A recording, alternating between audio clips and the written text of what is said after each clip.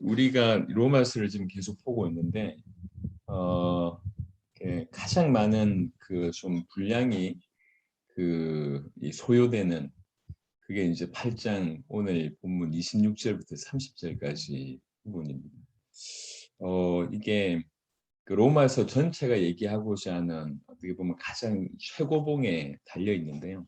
그러니까 이제 우리가 받은 구원이 얼마나 절대적으로 확실하냐라고 하는 부분이 이제 녹아져 있는 것이기 때문에 그렇습니다. 그래서 마침내 끝까지 우리를 이끄실 것이다라고 하는 성도의 견인이 가장 잘 녹아 있어서 로마서 8장 26절부터 30절 좀 깊이 보면서 하나님 주신 은혜를 나누도록 하겠습니다. 8장 26절 이와 같이 성령도 우리의 연약함을 도우시나니 우리는 마땅히 기도할 바를 알지 못하나 오직 성령이 말할 수 없는 탄식으로 우리를 위하여 친히 간구하십니다. 여러분 이제 우리가 기본적으로 이 사도 바울이 글을 쓸 때에 대상에 대한 것들을 이해를 해야 됩니다. 일단은 이제 유대교 배경과 이방인 배경의 교인들끼리 어떤 갈등들이 있었다는 걸 우리가 알고 있고요. 또 기본적인 전제는 뭐냐면 그들이 지금 심한 고난 중에 있다는 겁니다. 심한 핍박 중에 있다는 거예요. 여기서 심한이라고 하는 것은 우리가 상상할 수 없는 예컨대 지금 뭐 북한 주민이 받는 거나 아니면 저 극단의 이슬람 그런 상황 가운데 노출돼 있거나 뭐 그 정도의 수준인 것 같아요. 그 이상이죠. 그렇게 이 히브리 11장에 나와 있는 거 보면 그 핍박을 상상할 수 없는데 그 정도의 핍박에 노출되어 있는 사람들에게 말씀을 전하는 것입니다. 그러니까 기본적으로 고난이 깔려 있어요. 그러니까 그들에게 우리가 받은 구원이 그리스도 예수의 이름으로 그의 핏값으로 그의 의로 말미암아 그를 믿음으로 말미암아 의롭다 여김을 받은 이것이 얼마나 엄청난 것이며 우리를 끝까지 어디까지 끌고 가는지를 우리가 받은 구원이 얼마나 놀라운 것인지를 계속 확신을 주는 측면으로 써져 있습니다. 자, 26절 같은 경우에도 특별히 그 가운데 이제 기도의 영역을 얘기를 좀 하는데요. 이와 같이 성령도 우리의 연약함을 도우시나니 우리가 마땅히 빌 바를 알지 못하나 사실 보통의 사람들도 이런 경우들이 있습니다. 빌 바를 알지를 못해요. 그러니까 이제 뭘 기도해야 되는지 어떤 데를 주께서 원하시는 건지 그냥 기도 제목이라고 해서 막 알아있는데 가끔씩은 그 기도가 영 주님하고 안 맞을 때가 있습니다. 예컨대 사도 바울 같은 경우에도 너무 간절히 기도했는데 사단의 가시 같은 것들을 없애달라고 3번씩이나 간구했는데 내 은혜가 너에게 족하다. 더 이상 이런 것을 구하지 마라. 이런 식으로 하나님께서 응답하실 때가 있고요. 시편에 아주 좋은 우리가 참고할 어, 부분이 있는 것 같습니다. 시편 106편 마땅히 빌 바를 알지 못하나 요 부분을 좀 설명하고 있습니다. 시편 106편을 보겠습니다. 시편 106편 여기 보면 조금 이해할 수 있는 부분들이 좀 있는데요. 시편 106편 그냥 14절부터만 보겠습니다. 14절부터 15절 광야에서 욕심을 크게 내며 사막에서 하나님을 시험하였도다. 그러면서 15절에 그러므로 여호와께서는 그들이 요구한 것을 그들에게 주셨을지라도 그들의 영혼은 쇠약하게 하셨도다라고 얘기해요. 이 광야길에 이렇게 먹을 게 없다, 고기가 없다, 이래서 투덜투덜거리고 물 없다라고 얘기할 때 하나님께 요구를 하셨을 때 하나님께서는 그 요구에 그 요구한 것을 그들에게 주셨다. 그럼에도 불구하고 뭐라고 얘기하냐면 그들의 영혼은 쇠약하게 하셨도다라고 얘기해요. 이전 성경에는 뭐라고 되어 있냐면 그들의 영혼이 파리하게 되었다라고 돼요. 기도하고 하나님 기도하고 하나님 응답 주신 것 같은데 실제적으로는 그 기도가 주님이 원하시는 기도가 아니라 어쩔 수 없이 하나님께서 응답을 하셨지만 결국 결과는 뭐냐면 그 영혼이 파리하게 됐다는 거예요. 실제로 우리가 기도해서 경험하고 있는 바잖아요. 뭔가 기도하는데 이게 정말로 그냥 단순한 우리의 복락만 잘못된 어떤 복락만 구할 때가 많고 그릇된 간구가 많고 주님하고 방향이 안 맞아서 야 그런 거 구하지 마라 이렇게 얘기할 때가 많은 평상시에도 우리가 이렇잖아요.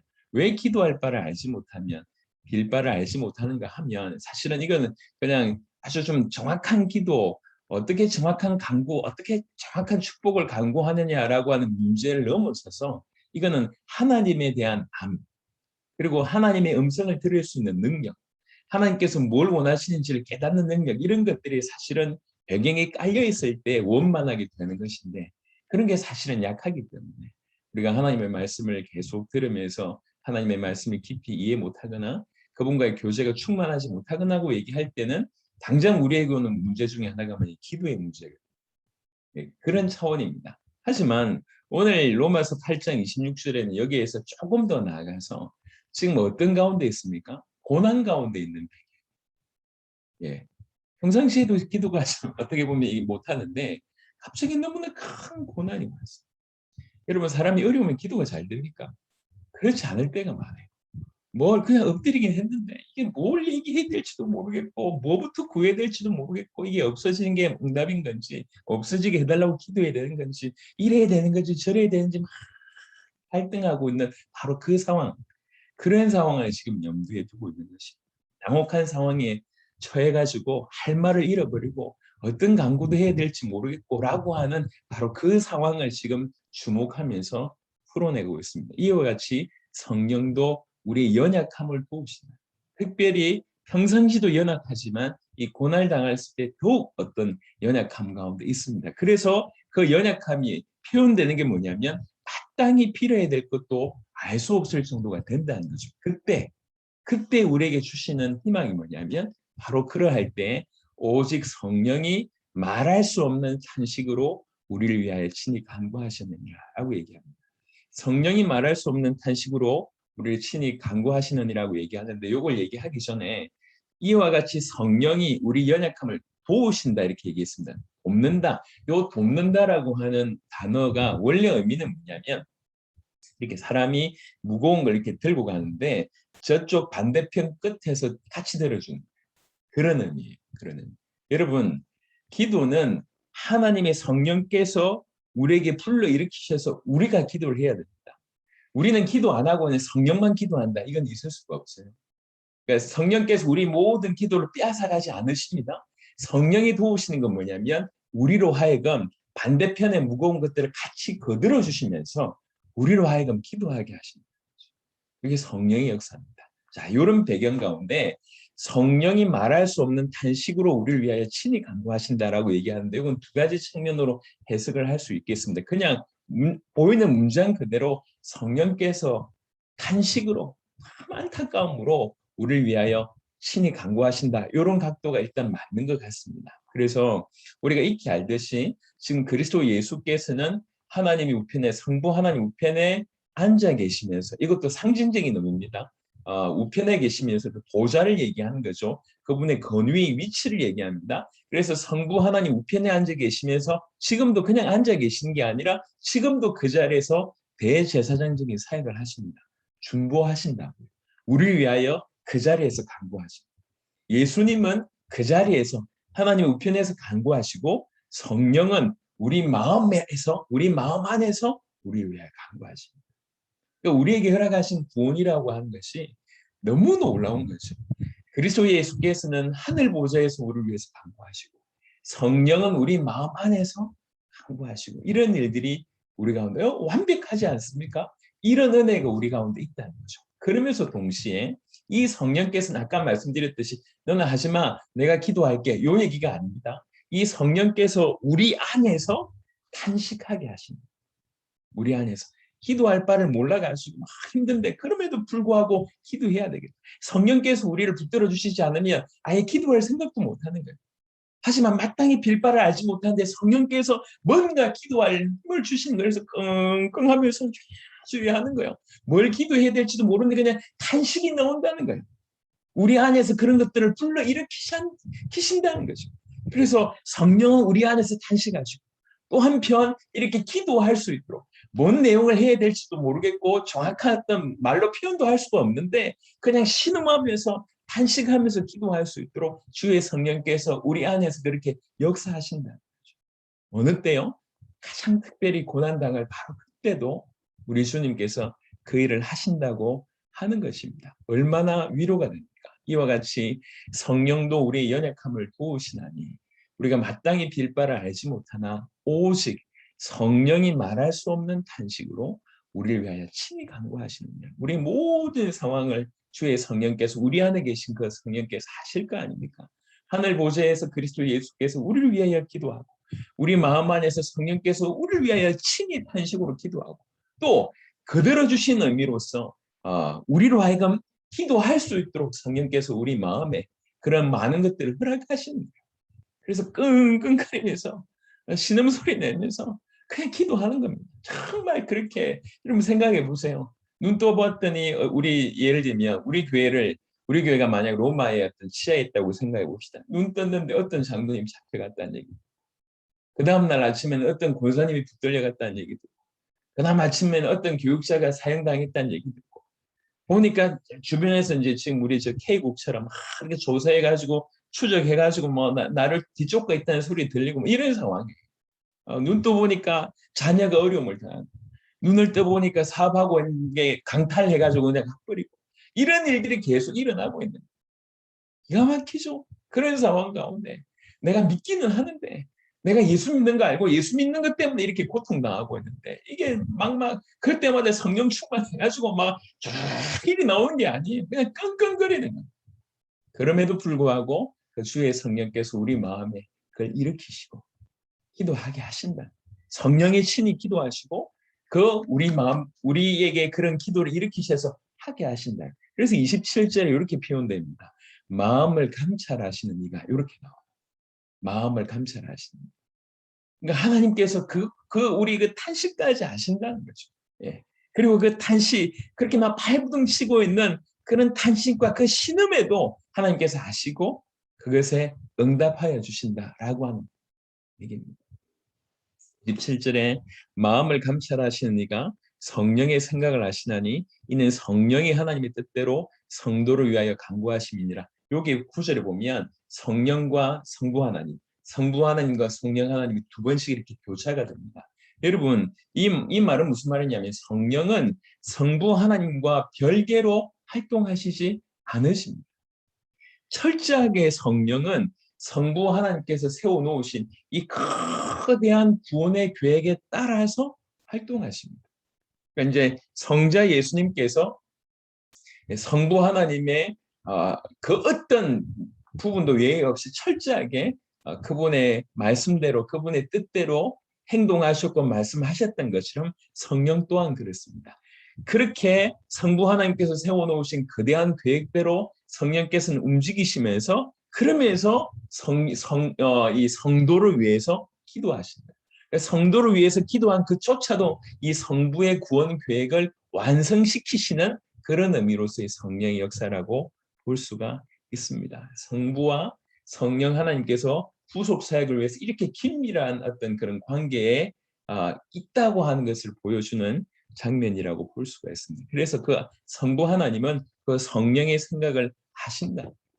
이게 어떤 생각인지 왜 그러냐면 성령 하나님께서 성부 하나님의 계획 가운데 움직이시기 때문에 그 성령의 생각을 아신다는 거죠. 하나님의 구원 계시와 동떨어지는 것이 아니라 철저하게 그 구원 계시를 바탕으로 해서 성도를 위해서 기도하고 성도의 어떤 삶에 이루어지는 그런 역할들을 하시는 것이 성령이십니다.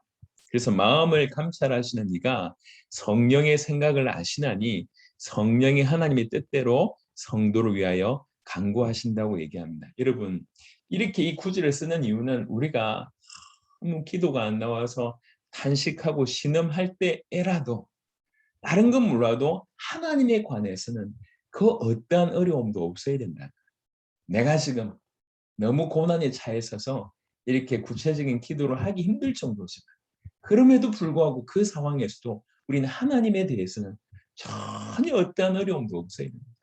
하나님이 존재하신가, 그분의 계획하심과 그분의 절대 주권과 그분의 뜻대로 이루어 가신 거에 대해서는 여기에서는 흔들릴 수가 없다는 거죠. 거기에서는 흔들리면 절대로 안 된다는 것이죠. 그런 의미로 27절에 말씀을 좀 드렸습니다.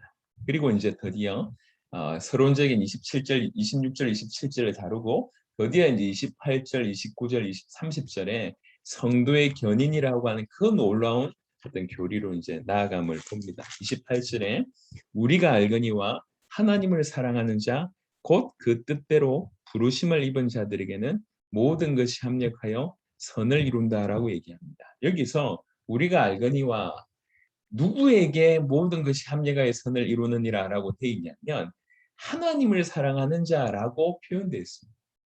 그냥 성도 이렇게 표현하지 않고 그냥 예수 믿는 자 이렇게 표현하지 않고 특별하게 하나님을 사랑한 자라고 하는 표현으로 썼다는 거죠. 무슨 말이냐면 단순히 우리가 하나님에 관한 지식들 그런 진리들을 어떤 질적으로 찬동하고 있다. 이런 수준 가지고는 안 된다는 거죠. 이런 자가 아니라는 거죠. 또 어떤 의미에서 하나님에 관한 어떤 진리의 문제들을 나 그거 인정합니다. 요 정도 수준 가지고는 안 된다. 진짜로 하나님께서 모든 것이 합력하여 선을 이룰 수밖에 없는 것은 어떤 시금석이 필요한데 정말 이 사람이 하나님의 자녀다. 정말 이 사람이 그리스도 예수 이름으로 구원받았다라고 얘기할 때 가장 시금석 중에 시금석이 뭐냐면 정말로 하나님을 사랑하는 자. 이게 진실하다는 거죠. 정말로 내가 하나님의 자녀라고 얘기했을 때 그리고 그 하나님의 자녀에게 모든 부분에 합력하여 선을 이루는 그런 일들이 일어난다고 얘기했을 때 그 기준은 뭐냐면 그냥 지식에 찬동하는 자를 넘어서서 진리를 알고 있는 자를 넘어서서 정말로 나의 죄를 위해서 그리스도 예수께서 죽으셨고 그의 피값으로 말미암아 내가 건짐을 받았는데 이 모든 것들이 하나님의 주권 안에서 하나님이 행하신 것이다라고 하는 사실이 깨달아진다 하면 우리의 당연한 반응은 그 하나님에 대한 사랑의 반응이 나올 수밖에 없다는 거죠. 그 하나님을 사랑하는 자 이게 첫 번째 조건. 우리가 알거니와 하나님을 사랑하는 자 그리고 곧 그 뜻대로 부르심을 입은 자들이라고 표현하는데 조금 이따 보겠습니다만 부르심에 관해서 여기서 부르심을 입었다는 것은 우리 주님이 부르셨고 그 부르심에 내가 반응을 보였다는 거죠. 비로소 유효적인 어떤 부르심이 일어났다고 하는 것인데 이건 다른 말로 어떻게 생각할 수 있냐면 부르셨다고 하는 것이 그냥 호칭이 아니라 정말로 하나님께서 나에 대해서 관심을 가지고 계셨구나라고 하는 것을 알아차리기 시작하고 또 그뿐만 아니라 하나님께서 나를 부르시기 위해서 모든 것을 이미 준비해 놓고 행하셨다라고 하는 사실을 내가 알기 시작하고 그래서 그 부르심이 응답하기 시작하면 즉각 하나님이 내 삶에 들어오셔서 내 삶을 간섭하시고 심지어 그분이 내 인생을 완전히 붙잡고 계시다라고 하는 것을 내가 안다는 거예요. 그렇게 아는 자가 부르심을 입은 자다라고 볼 수가 있습니다. 그래서 빌립보 3장 12절에는 뭐라고 얘기하고 있냐면 내가 그리스도 예수께 잡힌 바 된 그것을 이라고 하는 표현이 있습니다. 그러니까 부르심을 받은 자는 다른 말로 그리스도 예수께 잡힌 바 된 자다. 이렇게 표현할 수가 있습니다. 그러니까 그리스도 예수께 잡힌 바 된 자들이라고 하는 것은 구체적으로 얘기하자면 하나님이 자기들 위에 있구나. 하나님은 내 인생 가운데 있구나. 그 하나님께서 나를 붙들고 계시구나 라고 하는 것을 느끼고 있는 자. 그게 부르심을 입은 자들이라고 하는 것에 대한 조금 더 구체적인 설명입니다. 그냥 막연한 얘기가 아닙니다. 내가 구원받았겠거나 이 정도가 아니라 이 부르심을 받았다고 얘기할 때는 모를 수가 없다는 거죠. 하나님의 존재에 대해 뿐만 아니라 하나님의 하신 역사들 디테일하게 알 수밖에 없다는 이런 부분들을 얘기합니다. 그래서 우리가 알거니와 하나님을 사랑하는 자, 곧 그 뜻대로 부르심을 입은 자들에게. 그래서 우리가 이런 부분들을 계속 확인을 해봐야 되겠고요. 우리가 받은 구원이 얼마나 놀라운 것이며 또 그 구원을 알면 알수록 우리가 있는 이 위치, 이 지위가 얼마나 놀라운 것인지를 깨닫게 됩니다. 하나님을 사랑하는 자, 꼭 그 뜻대로 부르심을 입은 자들이 무슨 일이 벌어지냐면 모든 것이 합력하여 선을 이룬다라고 얘기하고 있습니다. 모든 것이 합력하여 선을 이룬다는 얘기는 이렇게 원문을 약간 이해하기 또 조금 다른 각도로 설명해 보면 모든 것이 선을 위해서 함께 역사한다, 함께 협조한다 이렇게 해야 됩니다. 모든 것이 선을 위해서 함께 역사한다, 함께 협조한다라고 되어 있습니다. 이게 모든 것이 합력하여 선을 이룬다라고 하는 표현인데요. 그런데 이 모든 것이라고 얘기할 때는 이제 기본적으로 얘기할 때 만물이 있습니다. 만물도 하나님의 섭리 안에 포함되어 있기 때문에 그 모든 만물이 선을 위해서 우리 성도를 위해서 이렇게 합력하고 선을 이루는 이런 각도도 있습니다. 하지만 여기에서 모든 것이라고 얘기할 때 하나 우리가 생각해야 될 것은 뭐냐면 지금 아까 말씀드렸듯이 지금 로마 교회의 상태라는 거죠. 로마 교회가 지금 어디에 노출되어 있습니까? 고난에 노출되어 있습니다. 그 모든 것이라고 얘기할 때 반드시 알아야 될 영역 중에 하나는 뭐냐면 고난의 부분. 이 시련과 환난 또한 그 모든 것 안에 포함되어 있다는 거죠. 그 시련과 그 환난과 그 고난 또한 결국 우리로 하여금 결국 그 모든 것들도 합력해서 다른 것들과 합력해서 우리로 하여금 선을 이루게 하는 그런 일을 한다고 하는 것입니다. 이 모든 것에서 이 환난과 시련이 포함되어 있다는 것이 어떻게 보면 참 비극인데요. 왜 그러냐면 죄가 우리에게 바로 행한 것이 이런 부분이기 때문에 그렇습니다. 그래서 사실은 우리가 마땅한 바대로 행해야 될 진리를 직접적이거나 아니면 적극적으로 우리가 취하지 못하고 있는 우리의 모습을 봅니다. 그래서 이런 시련과 환난이라고 하는 것을 통과하면서 이 그리스도 예수에 대한 하나님에 대한 더 깊고 넓은 지식으로 우리를 인도합니다. 하나님이 그것들을 사용하신다는 거죠. 쓰라린 경험이지만 그것들을 사용하셔서 우리가 더욱더 하나님을 향해서 그리스도를 향해서 더 깊은 지식을 가지게 한다는 것이죠. 이 모든 것 속에 시련과 환난과 고난을 집어넣으신 분은 하나님이십니다. 그냥 우리가 지적으로 하나님을 다 알 수만 있다면 얼마나 좋겠습니까? 하지만 그렇지 않은 것 같아요. 우리 삶을 통해서 무수한 어려움을 통과하면서 점점 하나님은 이런 분이시구나. 진실로 하나님은 이런 분이시구나. 진실로 그리스도 예수는 이런 분이시구나라고 얘기하면서 굉장한 이제 우리 기독교인들의 어떤 간증 프로들이 꽤 있지 않습니까? 간증들 보면 승승장구해서 많은 것을 깨달았다고 하는 사람들이 거의 없어요. 거의 말도 안 되는 그런 상황에 갑자기 사업이 망하고 가정이 깨지고 질병이 오고 말도 안 되는 어려움이 뭐 이렇게 보증 잘못 써가지고 무너지고 어떻게 해가지고 무너지고 그 모든 것들을 통과하면서 공통적으로 얘기한 게 뭐냐면 그게 축복이었다 이렇게 얘기합니다. 예. 그거 오기 전에 그게 뭐 축복받았으면 좋았을 것을 그런 고난과 어려움 오기 전에 좀 깨달았으면 좋겠는데 그렇지 않은 거예요. 왜 그러냐면 그 죄들이 우리를 그렇게 만드는 겁니다. 어떻게 보면 그런 고난과 그 시련과 환란을 통해서 얻어낼 수 있는 겨우 그것들을 통해서 하나님에 대한 지식, 그리스도에 대한 지식, 그런 쓰라린 체험을 통해서 그 지식을 소유할 수밖에 없도록 우리를 만들었다는 거죠. 여하튼 모든 것이 합력하여 선을 이루는데 그 모든 것 안에는 이 고난과 시련과 환란이 분명하게 들어있다는 것입니다. 비극이긴 하지만 그럼에도 불구하고 그것을 우리 주님이 활용하신다는 거예요. 그래서 적어도 지금 이 자리에 있는 우리 모든 성도들은 그런 로마 교회 성도들의 고난과 같지는 않잖아요. 예, 뭐 물론 고난을 비교해서 한다고 얘기할 때 뭐 완전히 이 비교가 되지는 않겠지만 그럼에도 불구하고 힘든 건 힘든 거잖아요. 왜 나한테 이런 일을 허락하십니까? 그래서 적지 않은 사람들이 의외로 교회 다니는 사람들 중에 자살하는 사람들이 많습니다. 교회 다니는 사람들이 정신적인 질병에 앓는 사람들이 많습니다.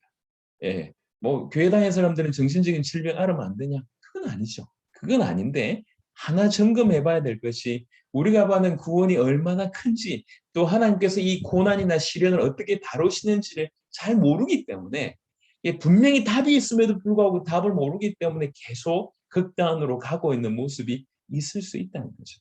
우리가 생각해 볼 필요가 있습니다. 여하튼 모든 것이 합력하여 선을 이룹니다. 누구한테요? 부르심을 입은 자들한테. 누구한테요? 하나님을 사랑하는 자에게. 그런 일이 벌어진다고 하는 것입니다. 그래서 모든 것이 합력하여 선을 우리 인생 가운데 모든 것이 합력하여 선을 이루게 된다는 것은 내가 하나님을 사랑하기 때문에 그런 일이 벌어진다는 것이고 내가 왜 하나님을 사랑하느냐라고 얘기할 때 그 이유는 내가 부르심을 받았기 때문이라는 것이고 내가 왜 부르심을 받았냐고 얘기할 때는 그것은 이미 하나님의 구원 계획 안에 있기 때문이다라고 우리가 얘기할 수 있습니다. 그러니까 그냥 우연히 어쩌다가 이렇게 되는 게 아니에요. 하나님의 원대한 계획 속에 있는 겁니다. 그 원대한 계획 속에 우리는 지금 고난받고 있지만 그 엄청난 원대한 계획 속에 우리가 있다고 하는 사실을 깨닫게 되면 우리 눈이 틀림없이 열리게 될 줄로 믿습니다. 자, 그런데 여기에서 빠질 수 없는 아주 중요한 한 구절이 있습니다. 우리가 다루지 않았던 우리가 알거니와 하나님을 사랑하는 자, 곧 그 뜻대로 부르심을 입은 자들. 이 그 뜻대로 하나님이 부르셨는데 뜻하신 바가 있어서 부르셨다는 것. 그게 이제 29절에도 연결되었는데요. 그 뜻대로 부르심을 받았습니다. 그래서 29절 30절 보면 순서가 이렇습니다. 미리 하신 자들을 미리 정하셨고, 그리고 부르시고 의롭다 하시고 영화롭게 하셨다. 이 5가지 단계를 얘기합니다. 5가지 단계를 얘기하는데 이 5가지 단계 안에는 성화가 포함되어 있지 않습니다. 이게 본질적인 요소고 성화는 어떻게 보면 영화에 따라오는 어떤 그런 단계라고 볼 수가 있습니다. 여하튼 이 엄청난 5단계를 시작하는데 이 모든 5단계보다 앞선 게 뭐냐면 하나님의 뜻이라는, 하나님의 뜻 안에서 그 뜻대로 미리 하시고 미리 정하시고 부르시고 의롭다 하시고 영화롭게 하셨다고 얘기합니다. 그래서 하나님은 당신의 뜻대로 이 모든 것을 행하셨다. 그래서 이게 우리에게 더 위로가 되는 것입니다. 우리는 가끔씩 우리 입장에서 내가 그리스도 예수를 잘 믿기로 결심하고 결단하고 노력하고 이런 포인트를 많이 씁니다. 그러다 보면 결심이 흐려지거나 결단이 흐려지거나 결단한 만큼 안 될 때가 있지 않습니까? 그러면 즉각 우리는 또 실망을 하죠. 또 넘어진다고. 그러니까 항상 우리 기준으로 이렇게 하다 보니까 계속 넘어지는데 성경은 그렇게 얘기하지 않았습니다. 하나님의 뜻대로 너희가 부르심을 입은 자다. 이렇게 나와 있어요. 하나님의 뜻이 먼저 나와요. 하나님의 뜻대로 지금 우리 이 자리에 있는 것입니다. 그래서 우리가 결심을 강화할 수도 있고 실망할 수도 있지만 이것과 전혀 상관없이 엄청난 하나님의 역사 가운데 있다는 거예요. 여러분, 이제 제가 중남미에서 차를 타고 이동을 많이 했었던 때가 있었습니다. 버스를 타고 볼리비아가 아직도 기억이 나는데 너무 힘들었어요. 16시간 차를 타고 가는데 4시간마다 이렇게 섰어요. 휴게소를 간 휴게소가 없어. 그러니까 이제 이게 딱 한 군데 화장실이 있는 곳이 어떤 그냥 뭐 가정집 같은데 화장실 한 군데 말고는 화장실도 없어요. 그냥 허허벌판이었어요. 그렇게 이제 이렇게 타고 다녔었던 적이 있는데 그나마도 과테말라에서 저기 뭐 엘살인가 니카르가를 갔을 때 그 레니 목사님하고는 이렇게 뒤에 화장실 있는 그런 버스를 탔었거든요. 얼마나 좋든지 차에 화장실이 있다는 너무 좋은 거예요. 자, 제가 뭐 때문에 이 얘기를 하냐면 가끔씩 우리가 버스 안에서 생각을 해봅시다. 버스 안에서 내가 중간 자리에 앉았어. 버스 앞에서 앞으로 갈 때도 있고 화장실 갈 때도 있어요. 버스 앞에서 하지만 이 버스 자체는 계속 달리고 있는 거예요. 이해하십니까? 우리는 이 안에서 가끔씩 조금 앞으로 갈 때는 힘을 내고 좀 뒤로 갈 때는 또 실망하고 이러고 있는데 우리는 이러고 있지만 우리가 탄 버스는 목적지로 계속 향해 가고 있다는 것입니다. 그러니까 우리가 우리의 모습, 내가 결심했는데 결심대로 안 되고 노력했는데 노력한 대로 안 되고 결단한 대로 못했다라고 한 것 때문에 우리가 눌리고 넘어지지만 그럼에도 불구하고 우리는 정말 믿음으로 예수님을 그리스도라고 진실로 믿고 나의 구주로 믿는 그 순간 우리는 죄 가운데서 해방받고 우리의 죄가 그분에게 전가되고 그분의 의가 우리 가운데 오게 되는 것입니다. 사단의 손아귀에서 우리가 해방되고 참으로 의가 오면서 우리가 하나님 떠나 있던 우리가 하나님과 다시 화목하게 되는 일들이 벌어진 거죠. 이 순간부터 이때부터 시작해서 하나님께서 우리를 어디까지 끌고 가냐면 영원한 하나님의 나라, 하나님의 나라로 장수로 간다는 걸 넘어서서 우리가 그 순간에 그분의 영광을 보고 우리가 이 순간에 그와 같은 영광으로 바뀌고 피조물이 완전히 어떤 원래대로 원래 창조 목적대로 회복되는 일이 벌어지면서 영원한 순간 동안 영원한 하나님의 나라에서 왕노릇하는 그런 인생을 살게 되는 여기까지 시작부터 끝까지 완벽하게 우리를 인도하신 일이 벌어진다는 거죠. 그 과정 가운데 정말로 쉼없이 달려가는 과정 가운데 버스 안에 타 있는 모습처럼 어떤 경우에는 아주 그 진행 방향과 맞게끔 힘있게 갈 때도 있고 어떤 가운데는 뒤로 넘어질 때도 있는 것입니다. 중요하지 않습니다. 진실로 중요한 건 뭐냐면 우리가 하나님의 그 원대한 뜻대로 부르심을 받았다고 하는 것입니다. 자, 28절에 우리가 알거니와 진실로 하나님을 사랑하자. 그냥 예수 믿는 자라고 표현하지 않았습니다. 그냥 구원받은 성도라고 표현하지 않았습니다. 진실로 구원받았다고 하는 시금석이 뭐냐? 하나님을 사랑한 자라고 하는 것입니다. 하나님이 사랑하는 자, 곧 그 뜻대로 하나님의 뜻대로 부르심을 입은 자들에게는 모든 것이 합력하여 선을 이룹니다. 틀림없이 하나님께서 이렇게 역사하십니다. 모든 것이 합력하여 선을 이루게 되어 있습니다. 심지어 우리가 당한 고난까지, 우리가 당한 시련까지, 우리가 당하는 말로 할 수 없는 그런 고통까지 이런 일이 벌어집니다. 왜 이런 일이 벌어지냐라고 얘기할 때 그 원인 중에 하나를 찾는다고 할 때는 바로 26절, 27절입니다. 무슨 말입니까? 성령께서 하나님의 뜻대로 우리 안에서 성도를 위하여 강구하시기 때문에, 때문에 이런 일이 일어난다고 우리가 생각할 수가 있습니다.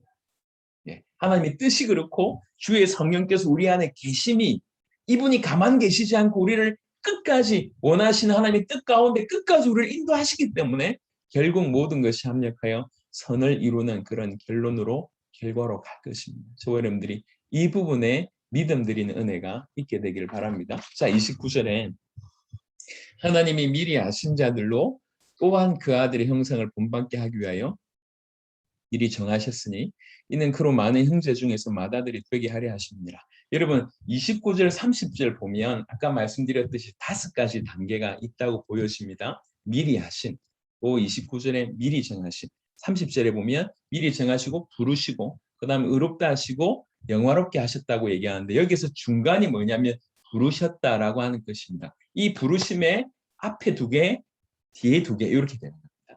부르심이 실제로 우리는 언제 이 모든 것들이 우리에게 실제화가 되냐면 부르셨을 때 알게 됩니다.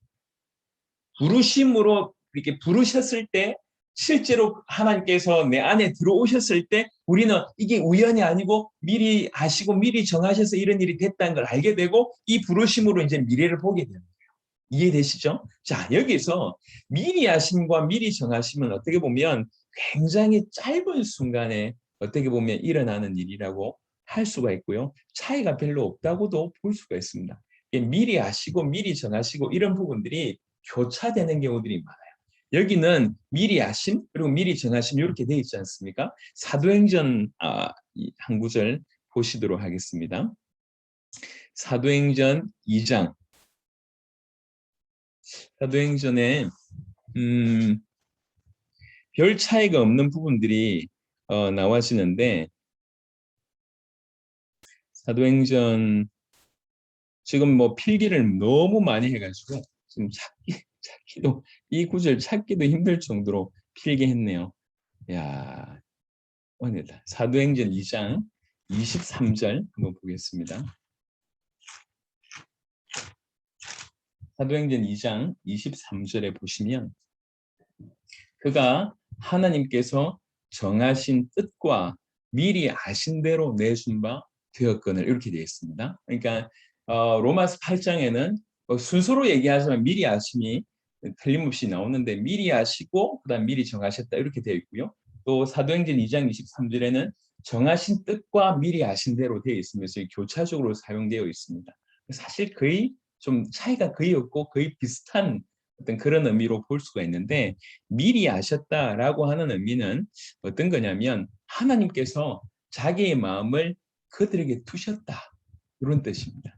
자기 마음을 자기 백성들에게 그 마음을 두셨다라고 하는 의미로서 미리 아셨다고 얘기할 수 있습니다. 여러분 신학적으로 이 얘기가 굉장히 어려워요. 특별히 예정론이 나오고 예지 예정론이 나오고 이렇게 굉장히 어렵습니다.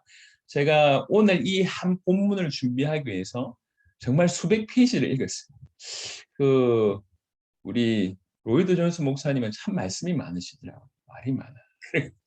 조금만 얘기하면 되는데 책이 말씀이 많으신지 제가 이제 로마서 8장 28절부터 30절만 그거만 300페이지 됩니다. 300페이지. 예. 정말 안 읽을 수는 없고 또 읽어가지고 다 전할 수도 없고 예.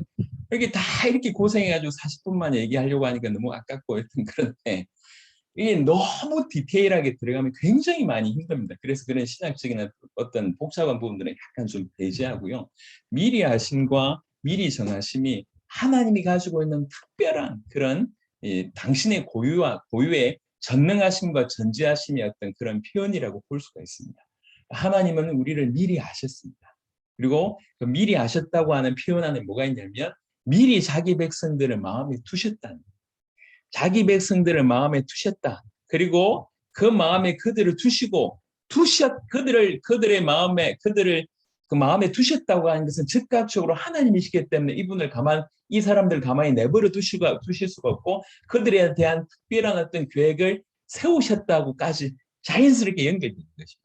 그가 하나님이시기 때문에 그가 자기 백성 처음부터 자기 백성들을 마음에 두셨다고 하면 이거는 예외 없이 그분이 하나님이시기 때문에 그들을 향하여 아주 선한 계획을 가지시고 어떠한 일을 하기로 작정하셨다. 정하심이 이렇게 따라올 수밖에 없다는 거예요. 그래서 미리 아심과 미리 정하심은 거의 차이 없이 같이 거의 쓰여지고 있습니다.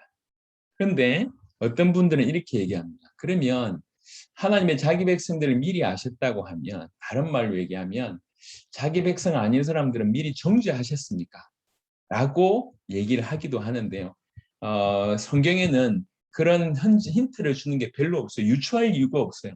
자기 백성들을 미리 정하셨고 그분에 대한 어떤 계획을 미리 세우셨다고 하는 것은 자기 백성 아닌 자들도 정했었고 그들의 운명도 미리 결정하셨다라고 하는 것이 필연적인 결과는 아니라는 거예요. 요 앞에 부분들은 언급했지만 뒤에 부분들은 우리가 유추할 뿐이지만 그 유추가 성경에서는 절대적인 진리일 수는 없습니다. 그래서 이거는 우리가 염두에 둘 필요가 없다고 볼 수가 있습니다.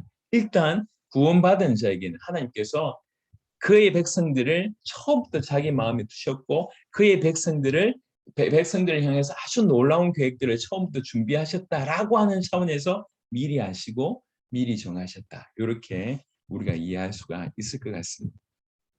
그런데요, 언제 미리 아시고 미리 정하셨냐고 얘기할 때 창세전입니다. 창세전에 하나님께서는 이것을 정하셨습니다. 이것을 목적하셨고 이것을 정하셨는데 왜 그랬습니까? 라고 혹시 묻는다면 고린도전서 2장을 한번 보겠습니다.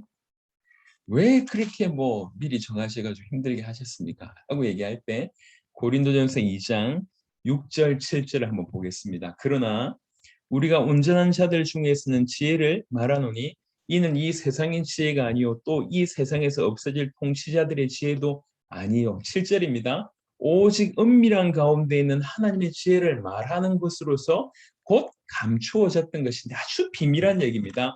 하나님이 우리의 영광을 위하여 만세전에 미리 정하신 것이에요. 우리를 이렇게 미리 아시고 정하신 것은 우리의 영광을 위한 것이라고 얘기할 수 있습니다.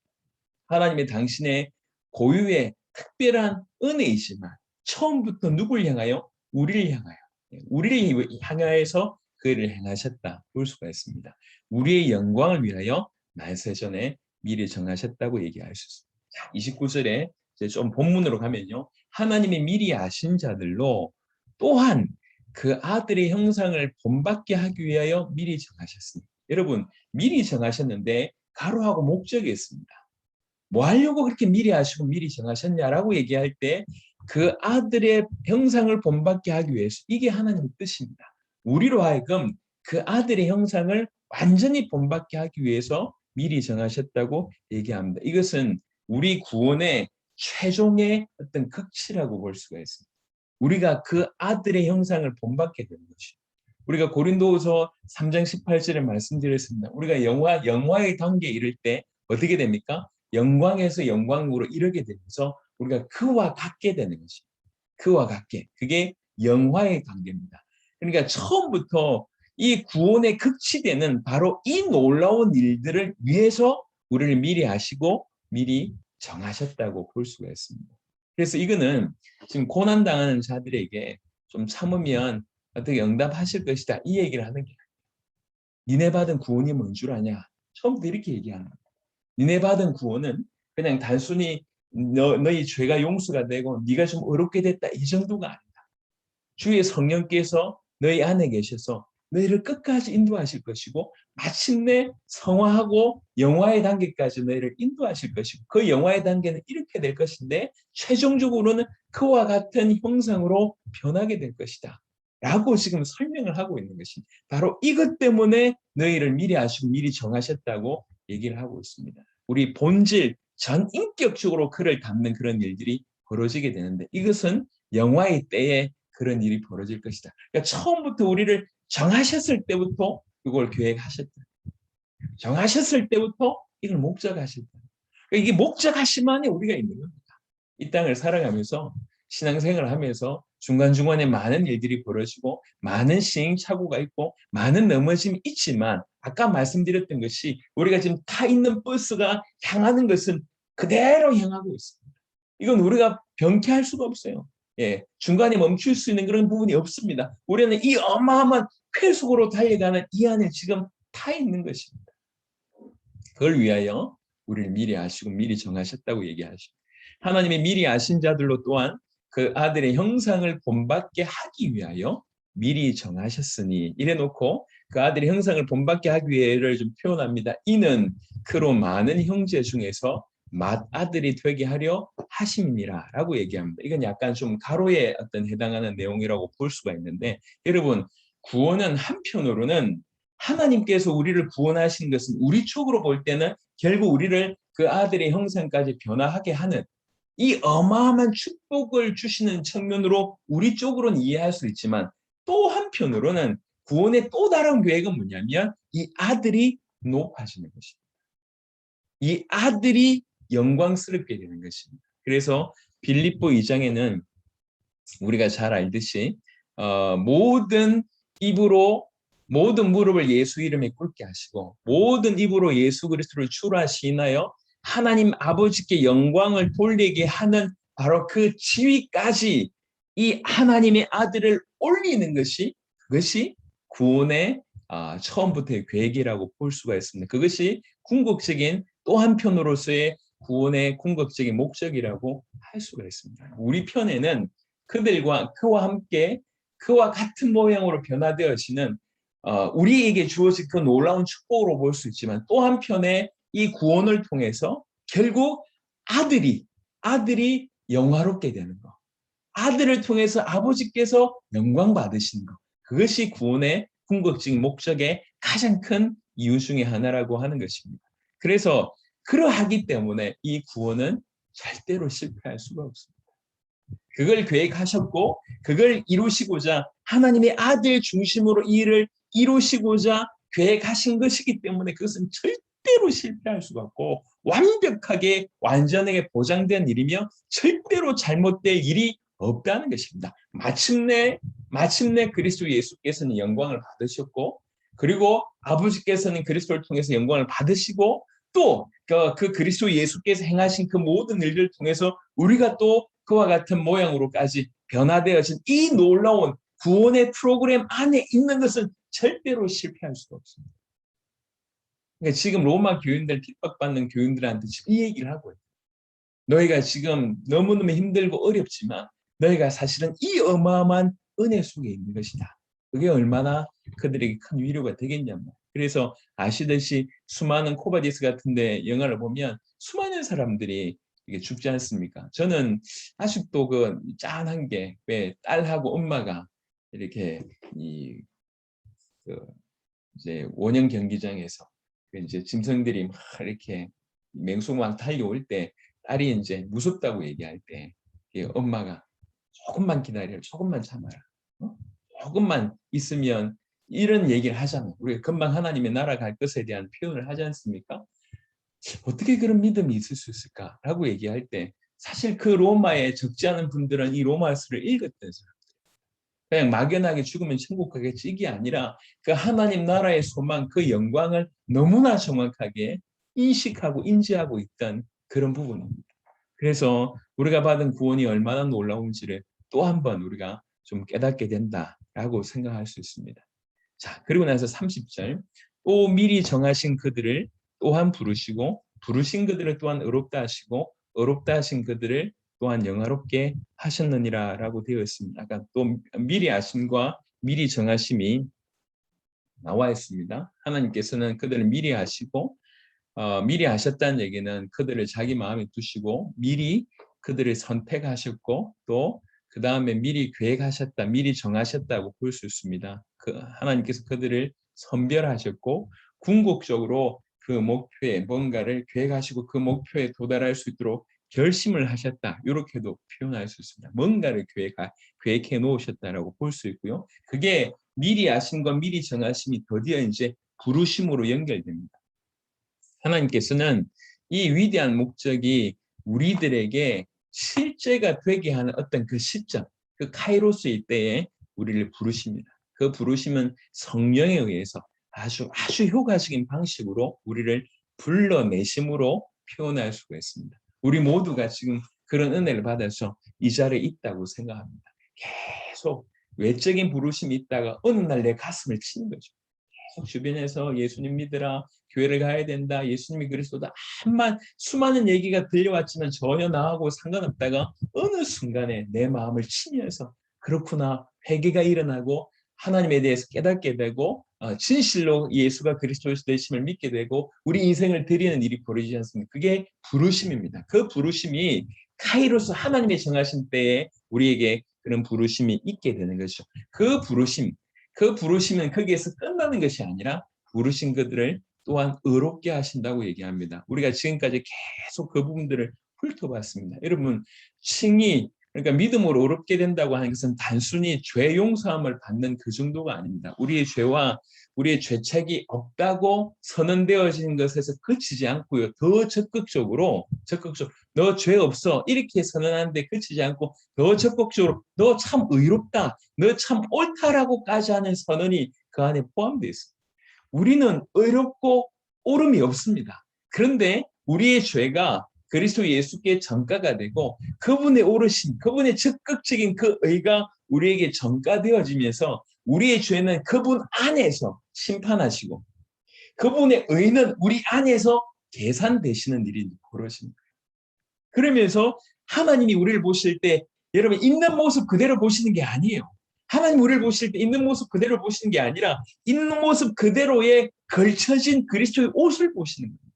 하나님께서는 우리에게 입혀진 그 의로우신 예수 그리스도의 옷을 보시는 거죠. 그래서 하나님께서 우리를 부르시고 우리를 의롭다고 하십니다. 이 부르시고 의롭다 하시면 굉장히 짧은 시간, 거의 동시라고 해도 상관없을 정도로 이루어집니다. 그래놓고 의롭다 하신 그들을 바로 보통 우리는 성화를 굉장히 중요하게 여깁니다. 당연히 우리가 성스럽게 살아야 됩니다. 하지만 성화는 본질적인 것이 아니라고 얘기하고 있습니다.